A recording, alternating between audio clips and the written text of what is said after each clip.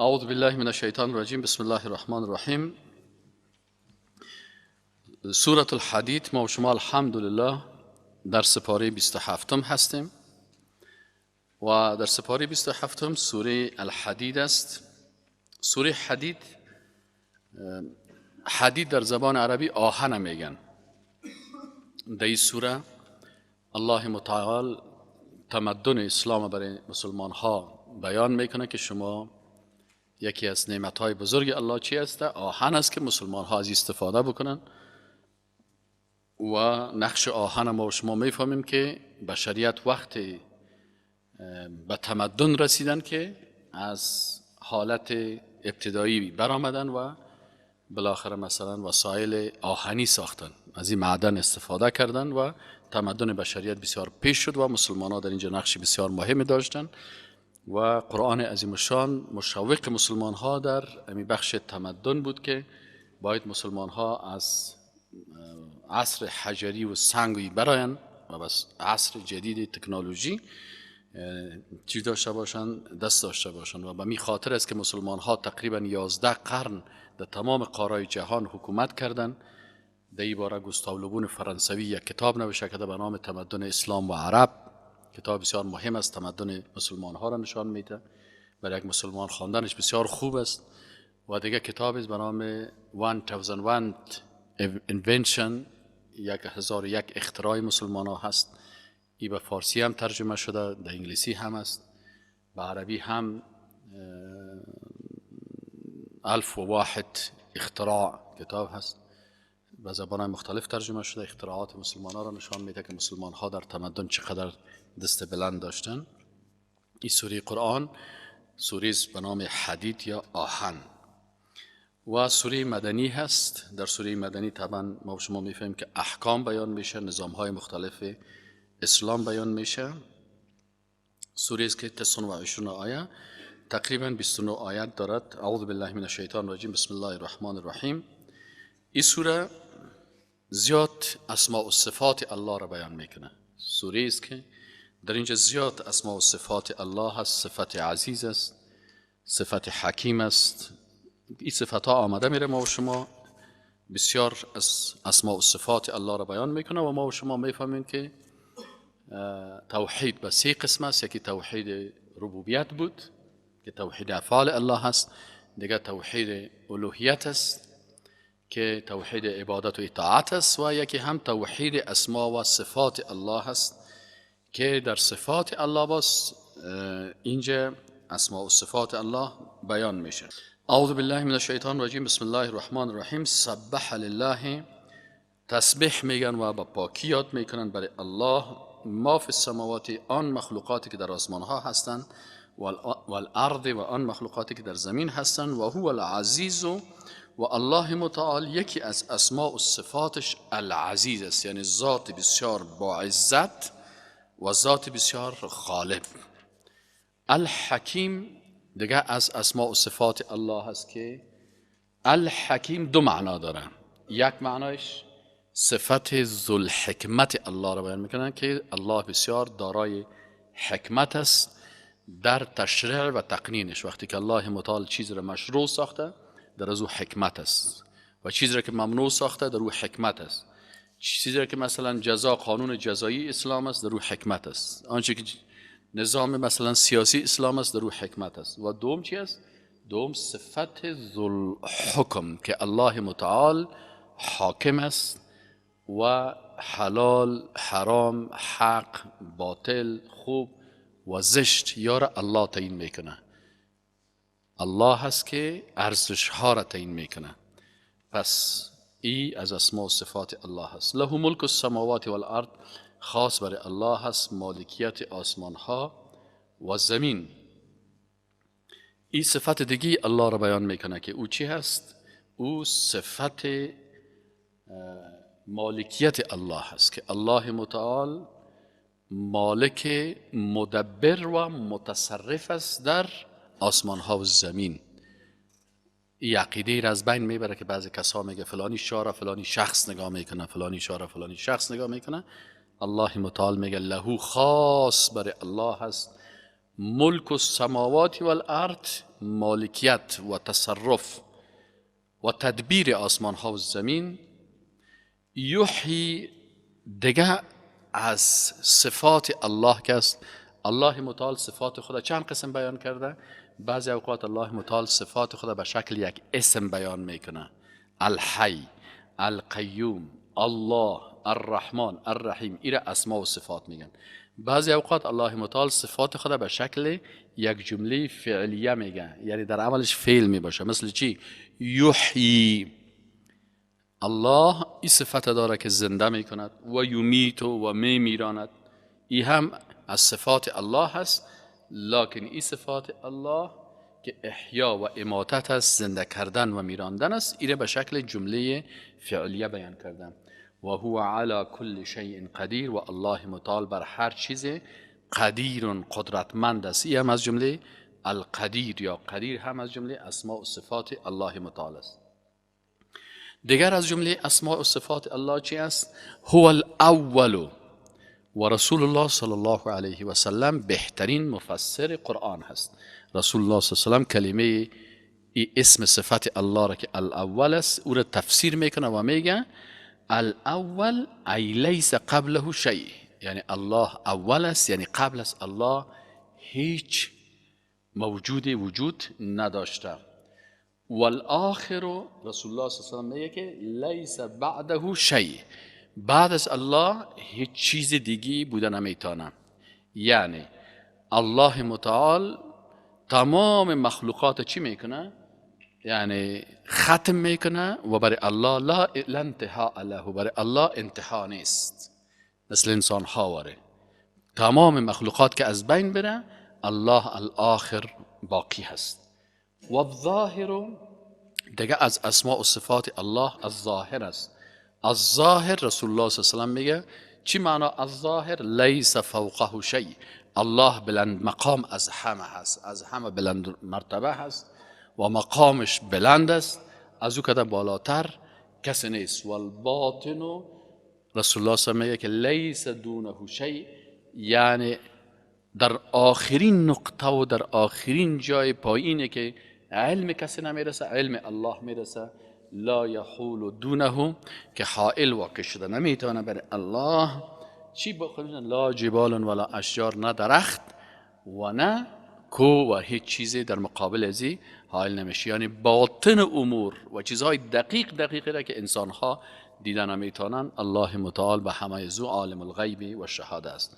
و هو بكل شیء علیم، و الله متعال بر هر چیز علیم. ای دیگه علیم، العلیم یکی از اسماء و صفات الله متعال می باشه که الله متعال شما توحید باید داشته باشین. توحید در صفت اول الله، توحید در صفت آخر الله، توحید در صفت الظاهر الله، توحید در صفت الباطن الله، توحید در علم غیب الله.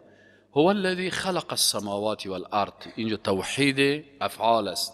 الله متعال خلق کرد آسمان ها را و الارض و زمین را فی 6 ایام، در 6 روز. ثم سپس استوا قائم شد علی العرش، بر عرش استوا نمود، بر عرش. امو گپ امام مالک صاحب است که الاستواء معلوم، استوا معلوم است، و الکیف مجهول، کیفیتش مجهول است، مربوط به غیب است. و الایمان به واجب، ایمان به واجب است.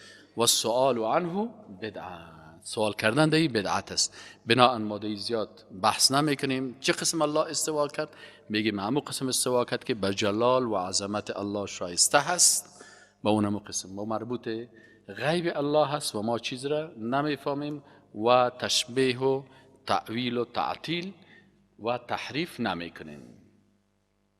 خب ما و شما در اسماء و صفات الله میفهمیم نه که چند چیز است.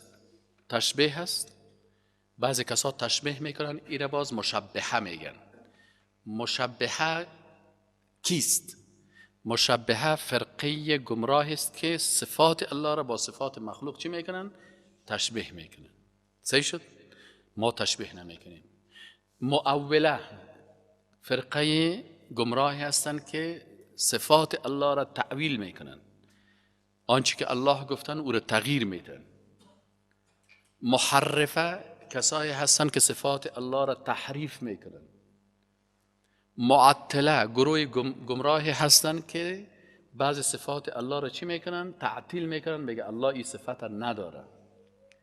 پس ما علما میگن که تعویل نمیکنیم، تحریف نمیکنیم، تعویل نمیکنیم تا در جمله معوله نشیم، تحریف نمیکنیم تا در جمله محرفه نشیم، تشبیه نمیکنیم به خاطر ازی که مشبهه نشیم، بناءً تمثیل نمیکنیم تا ممثله نشیم.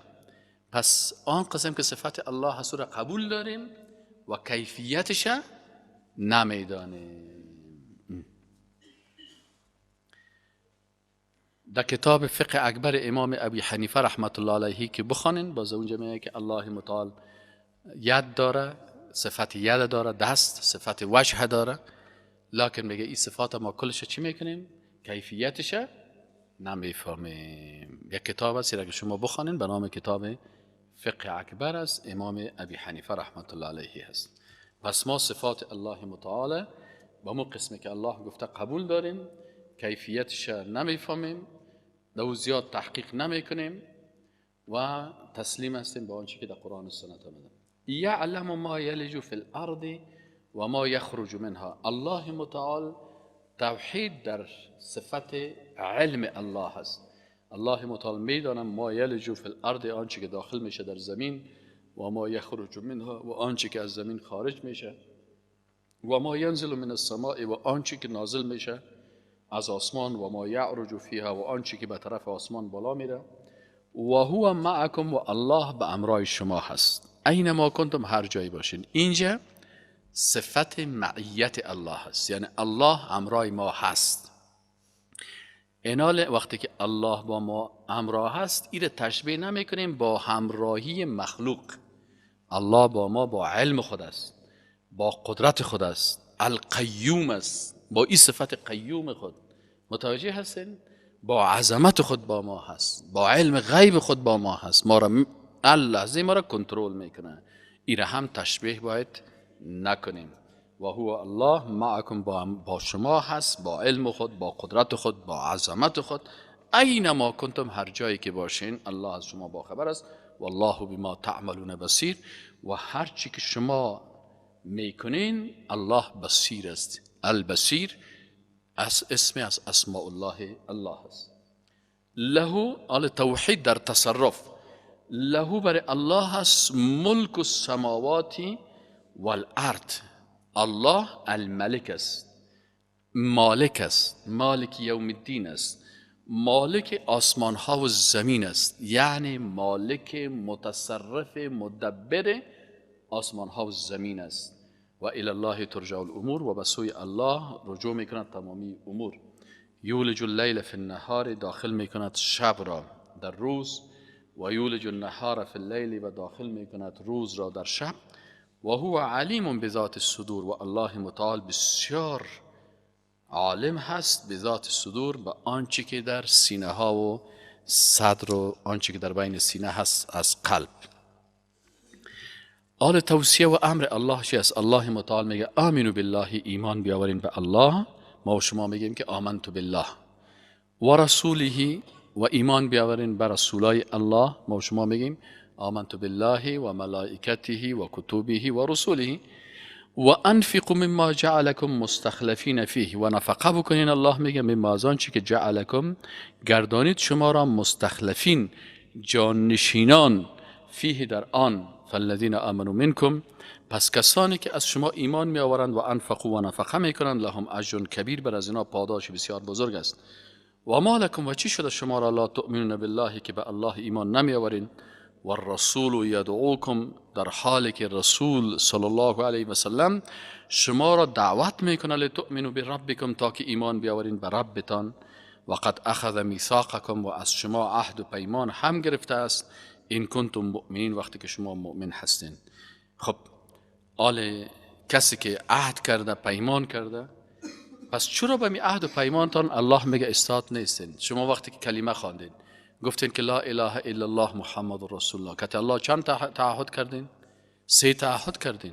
تعهد اول چی بود؟ یا الله به غیر ذات تو هیچ عبادتی را به هیچ مخلوق، به نام هیچ مخلوق، در مقابل هیچ مخلوق، زیر پای هیچ مخلوق او را چی نمیکنم؟ انجام نمیدم. پس وقتی که این کار گفتی، پس چرا زیر پای مخلوق رکوع میکنی و سجده میکنی؟ پس معلوم میشه که تعهد تشکستان دی، ایمانت ضعیف است. تعهد دومی بود که یا الله بغیر از شریعت تو قوانین دیگه را قبولم نمیکنم، سر خودم تطبیق نمیکنم، سر جامعه خودم تطبیق نمیکنم.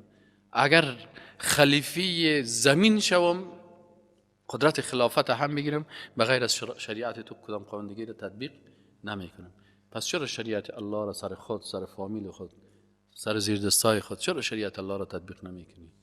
پس بسیاری کساست که تعهد دوم مشکنه و بعضی کساست تعهد سومی بود که عبادت الله را و اطاعت از شریعت الله را به طریقی کی میکنن؟ محمد رسول الله صلی الله علیه وسلم. پس چرا از طریقی رسول الله صلی الله علیه وسلم سر باز میزنی؟ کدام طریقه از طریقی رسول الله کدام بهتر است؟ تعهدم کردی که من زندگی خود به طریقی کی پیش میبرم؟ محمد رسول الله صلی الله علیه وسلم. پس چرا صبح از خواب به طریقی رسول الله صلی الله علیه وسلم نمیخیزی؟ چرا نماز به طریقی رسول الله صلی الله علیه و سلم نمیخونی؟ چرا قرآن به طریقی رسول الله صلی الله علیه و سلم نمیفهمی؟ چرا سنت های رسول الله صلی الله علیه و سلم فراموش کردی؟ پس تو باید به طریقی رسول الله صلی الله علیه و سلم زندگی بکنی. الله متعال میگه که وقد اخذ میثاقکم، یقینا که الله متعال از شما وعده و عهد گرفته این کنتم مؤمنین، اگر شما مؤمن هستین. هو الذی، الله ذات است که ینزل و نازل میکنه علی عبده بر بندش آیات بینات، آیات بسیار آشکارا، لیخرجکم تا بیرون کند شما را من الظلمات الی النور، از تاریکی ها به طرف روشنی، و ان الله بکم لرؤوف الرحیم، یقینا که الله متعال به شما بسیار الرؤوف و الرحیم، دو نام از نامهای الله هست، اسماء و صفات الله. الرؤوف یعنی کسی که جلب کننده رأفت است و الرحیم کسی که جلب کننده رحمت است. فرق بین رأفت و رحمت چی است؟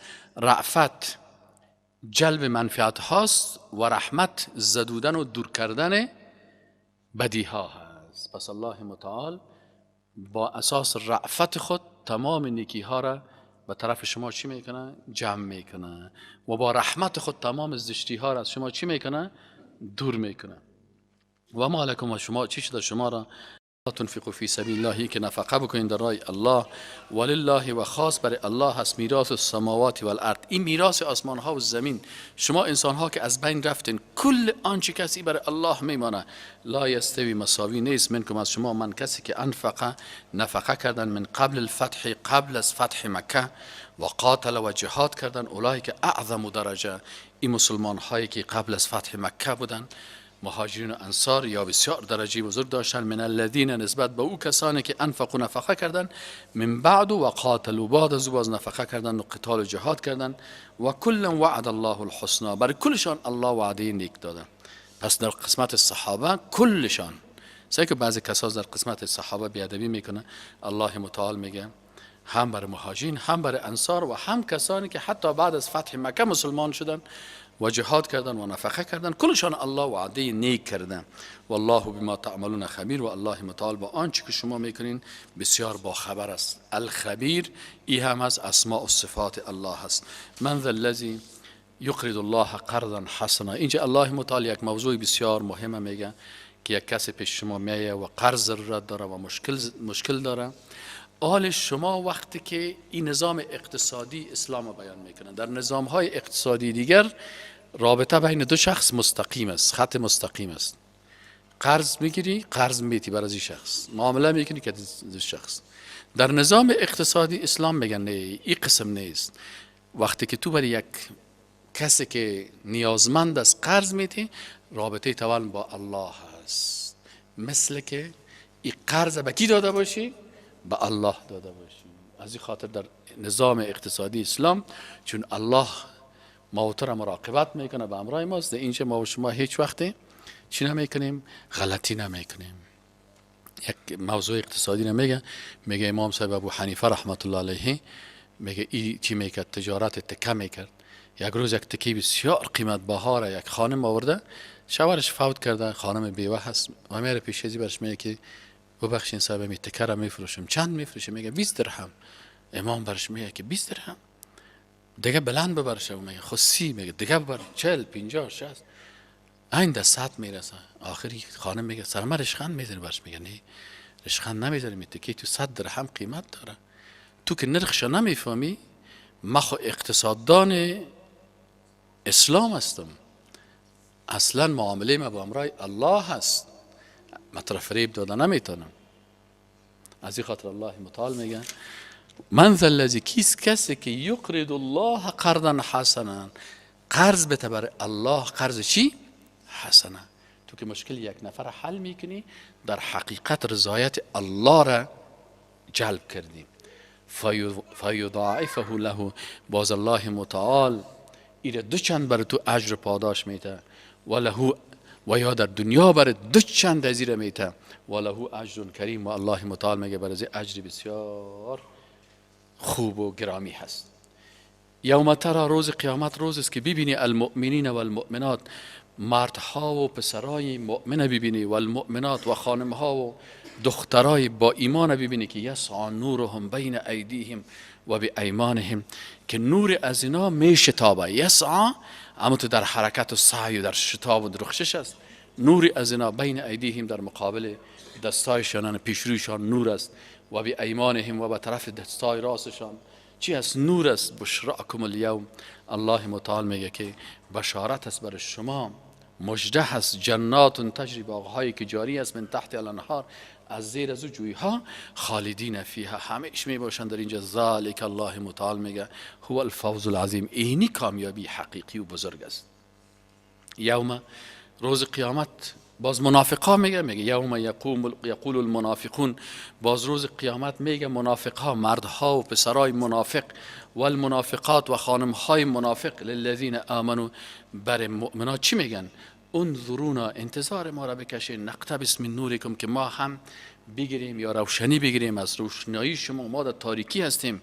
قیل، گفته میشه برشان که ارجعوا وراءکم، برین پشت سرتان، فالتمسوا نورا، برین اونجا نور بجوین و التماس بکنین و طلب بکنین. فضرب بینهم بسور، در بین مؤمنین و منافقین یک دیواری زده میشه، له باب، که در او دروازه می باشه، باطنه فیه رحمه، که در باطنش چی است؟ رحمت است، و ظاهره من قبله العذاب، ظاهرش چی است؟ از پیش آن عذاب است، طرف از او عذاب است، و او دیگران که به طرف باطنش رفتن، او طرف اونا به رحمت الله هستند. دو طرف دیوال دو قسم حالت است. ینادونهم، یا صدا میکنن برشان که الم نکن معکم، آیا ما که شما نبودیم؟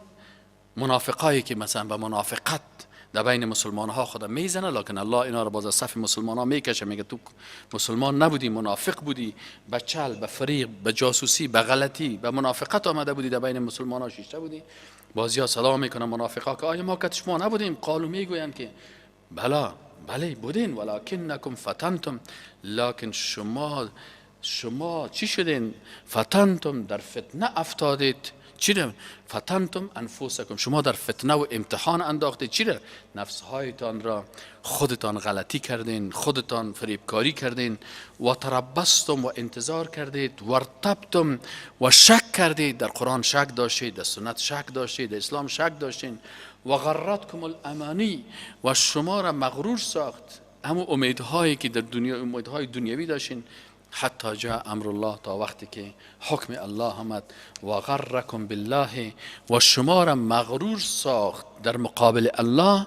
الغرور، و شیطان مغرور کننده، شیطانی که فریب میته، فریب دهنده، این شما را چی کرد؟ شما را مغرور ساخت، به خاطر امر الله را قبول نکردید.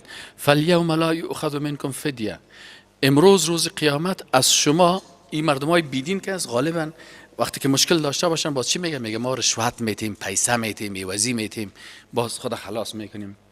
الله متعال میگه فالیوم، در روز قیامت، لا یؤخذ، گرفته نمیشد، منکم از شما فدیه، هیچ عوضیه، ولا من الذین کفروا، و نه هم از کافران.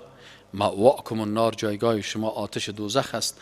هی مولاکم، اینمی لایق شما هست. و بئس المصیر، و بسیار جایگاه زشت است. آل الله متعال برای مؤمنین چی میگه؟ میگه الم یعنی، آل شما مؤمنینی که قرآن میخوانین، آیا وقت ازی نرسیده؟ للذین آمنوا، برای کسانی که ایمان آورده. الم یعنی، آیا نرسیده هست وقت وقت للذین، برای کسانی که آمن و ایمان آوردن، ان تخشع قلوبهم لذکر الله، ای که قلبهایشان خشوع پیدا بکنه، ترس پیدا بکنه، نرم شوه وقتی که ذکر الله، یاد الله میشه. و ما نزل من الحق، و آنچه که نازل شده از حق و از توحید. ولا یکونوا کالذین اوتوا الکتاب، و این مؤمنان نباشند مثل او مردمای یهود و نصارا اهل کتاب من قبل که قبلا بودن، فطال علیهم الامد، باز وقتی از اینا زیاد تیر شد، دراز تیر شد، فقست قلوبهم، باز قلبهایشان بسیار سنگ دل شد. چرا؟ پیغمبر فراموش کردن، کتاب خدا فراموش کردن، سنت های پیغمبر خدا فراموش کردن. وقتی که کتاب و سنت فراموش شد، قلب چی میشه؟ قلب قاسی میشه. و کثیر منهم فاسقون، بسیار مردم از اهل کتاب مردمای فاسقی بودن که از اطاعت الله خارج شده بودن. اعلموا، علم داشته باشین، یاد بگیرین، بفهمین عقیده را، ان الله، که الله متعال که است، یحیی الارض بعد موتها، زنده میکنه زمین را بعد از مرگش. قد بینا لکم الآیات، ما بسیار بیان کردیم بر شما نشانه های قدرت الله را، لعلکم تعقلون، شاید که شما از عقلتان کار بگیرین. ان المصدقین، یقینا کسانی که تصدیق کننده هستند به قرآن، به پیغمبر، به روز قیامت، به وحدانیت، تمام آنچه را تصدیق میکنن. و المصدقات، و او خانم ها و خواهرایی که تصدیق کننده هستند به ایمان، به اعمال صالحه، به پیغمبر، به جنت، به دوزخ، کلش تصدیق میکنن. و اقرضوا الله قرضا حسنا، و اینا قرض دادن برای مسکینه که الله را راضی بسازن، قرض حسنه دادن مثل که برای الله داده باشن. یضاعف لهم، الله متعال دو چند میته ایوزی قرضشان را. و لهم اجر کریم، و الله متعال میگه بر از اینا اجر بسیار با عزت است. والذین آمنوا، و کسانی که ایمان آوردن، بالله و رسوله، به الله و رسولش و به پیغمبرایش، اولئک هم الصدیقون، این مردمات کی هستن؟ صادقا هستن، تصدیق کننده ها هستن. و الشهداء عند ربهم، اینمی ها باز شاهد می باشن به نزد پروردگارشان. لهم اجرهم و نورهم، بر از اینا هم اجرشان است و هم نورشان هست. والذین کفروا، و کسانی که کافر شدن و کذبوا و تکذیب کردن به آیاتنا، به آیات ما، الله متعال میگه اولئک اصحاب الجحیم، اینا اصحاب صاحبان دوزخ هستن. اعلموا، ای مردم بفهمین که انما الحیات الدنیا، زندگی دنیا چند مرحله داره. مرحله اولش چی است؟ لعب است. لعب چی است؟ همون گودی بازی و اشتک بازی و موترک بازی و تیرک بازی است. این لعب میگه. اول میگه انسان در این چیزا مشغول میباشه. و لهو، باز که یکمک جوان شد در لهویات مشغول میشه. فیسبوک است و تلفنکش است و بر از او فکایی بگو، بر از او قصه روان بکن، این لهو است. الله متعال میگه این مرحله دوم زندگی. اول از گودی بازی خلاص شد، از موترک بازی، فورا موبایل خرید. نه نیم چه جوانک شد یکمک بروتکای شد، زرد شد، بازی دیگه در لهو مشغول می باشه. از این که یکم که کلان شد، باز چی است؟ باز و زینتون دیگه، باز دیگه مشغول زینت است، استایل است دیگه، که نکتاییگه کسی دریشیگه کس مویای خود گاهی مثلا تو درازک جور میکنه، این طرف شکل میکنه و گاهی در یک سلمانی ببینید دادانه عکس ماندگی است، یکیش یهودی است، یکیش نصرانی است، یکیش مرتد است، یکیش کافر است. باز میگه خب قواریت کدام از این جور بکنم؟ یهود وارو جورت کنم، نصارا وارو جورت کنم، این مرتد وارو جورت بکنم، این کافر وارو جورت بکنم، این هندو وارو جورت بکنم؟ این حالا اگه مسلمان می باشه میگه وستو که یک سارا کلمه رو تو خراب جور نکو، کلمه به طریقی سر رسول الله صلی الله علیه و سلم مطابق سنت از او جور بکن. الله متعال میگه سومین مرحله زندگی چی است؟ زینت است. این لباس است و استایل است و مویای خود تمام روز جور بکو، یک روز مویای خود چپک کاکلش دور بتی یک شی تری. بعد از او که خلاص شدی باز تفاخر است. یکمک که 35 40 ساله شد با سر موتر خود، کلی موتر خود، باز تونک موتر خود از دور چالانش میکنه و افتخار میکنه بینکم. باز از او که تیر شد از این مرحله کلانکاری و افتخاری گپا جور شد که این نامزات ما داره و مچم خسر موتر است و خانه موتر است. باز و تکاثر فی الاموال و الاولاد، باز بعد از دیگه شروع میکنه که اینا من بچه دارم، که دختر دارم، که موتر دارم. این میگه پا هست. الله متعال میگه همین مراحل زندگیتان مثل چی است؟ که مثل غیث اعجب الکفار نباته، مثل یک بارانی هست که امو نباتات را که رویانده، باز امو دهقان، اینجا کفار به معنای پوشاننده هست و اینجا کفار منظورش دهقانا هست، کافر نیست. اعجب الکفاره که بسیار به تعجب میپرده و خوشحال میسازه دهقانا را. چی؟ نبات و همین نباتات همین دیگه سل میکنی دیقان دیگه که چی خوب زمین دارم و چقدر کش جارم و گلای مسیکو میبرید صاحب سر باغ خود میگردن. ثم یهیج، باز یک وقتی که برید خزان که کلش خشک شده، فتراه مصفرا، باز که سل میکنی زرد زرد برگایش گم ریخته میره. پیش دیقان بری باغ دید سنگه ده، باز نه حال میله نمیشه. چرا؟ تکید خلاص شد، شاخهایش کلش خالی شده. اینه میگن مثل همین باغ که یک 6 ماه 4 ماه 5 ماه یک عمل سوج جوزا سرطان است سنبله که همین سنبله خلاص شد که میزان آمد، باز باغ دیگه چی است؟ پس زندگی شما هم که اول از ساتیری میکردین باز لهو میکردین، باز زینت است و تفاخر است و تکاثر فی الاموال و الاولاد است. یک دفعه ببینید فرد دیگه سل میگه چهرهش زرد از برگک زرد و کمکای زرد زرد شده، دستکایش تو چمونک شده، قوارگش شده، سعی کنید آساگک در دستش است. کجا بچیم کتر روسا زیادن دیوالی کردم خال کمرم شکست. باز که ببینیش متقاعد بیارزش، باز اونجا هم روان میره دم ازیتان، باز که سعی کنی یک قرقلیگه که چپنک میپوشه در اونجا هم که آمدم تو جنگ میپرته و جنجال میپرته و همون جوانا رو به نماز هم نمیمانه. الله متعال میگه فتراه مصفرا ثم یکون حطاما، باز ذره ذره میشه. و فی الاخرت عذاب شدید، این کسایی که زندگی خود در این حالات تیر میکنه که تمام روز از لعب و لعب از ساتیری و دینی مسائل و تفاخر است و دمی استایل است و دمی موبایل بازی است و دمی فیسبوک دست دو زدن است و دشنام دادن است و هر چیزی که در دستش آمد گفته میره. الله متعال میگه هر کاری که میکنین و فی الاخرت عذاب شدید، در آخرت عذاب سخت است. چرا مثلا یک نفر کفر گفته تو وقت برش لایک کردی، اون لودی چرا لایک میکنی؟ ایمان خو اقرار به زبان تصدیق بالقلب است. خب وقتی که لایک کردی به میواناست که تو رو تصدیق کردی، گفتی که خوب کار گفتی، او کفر میگه. باز ببینید ده نفر وطندار ماست. خب فرعون هم وطندارای خود در دوزخ برد، فرعون هم خب وطندارای خود در طرف دوزخ میکشونه. بنی اسرائیل خو گریخت نه که فرعون کی غرق شد؟ وطندارش. وطندار که فرعون بود کفر گفت نه ما وطنداری رو بسیار مراعات میکنیم. در دوزخ هم همین قسم که فرعون قوم خود رهبری میکنه به طرف دوزخ، این وطندارشان هم یاره چی میکنه؟ به دوزخ میبرن. بسیاری وقتا ما از ترس موبایل فیسبوکش چالان نمیکنه، عکسای چتل میه و گپای چتل میه و یک عالم که یک گپ هم بزنه سر از دو بزنه و دشنام بتی و ای بگو بگو یه چیز. قرآن هم که برش بخونیم درس مردم که پرتی نه، امیل درس مردم چیز پرتو نه، یک 50 تا دو میزنن. قرآن هم دو میزنن، پیغمبر هم دو میزنن. کفر است دیگه. و ملح چیز الله متعال میگه اینه فقط اینم یک سری نمی گپ خورد حالا بسیار خطرناک است آخر الزمان. الله متعال میگه و فی الاخرتی، و در آخرت کس عذاب شدید، عذاب بسیار سخت است. و مغفرت من الله و رضوان، در پالیش مغفرت الله هم است، رضایت الله هم است، لکن عذاب سخت هم است، فکرتان باشه.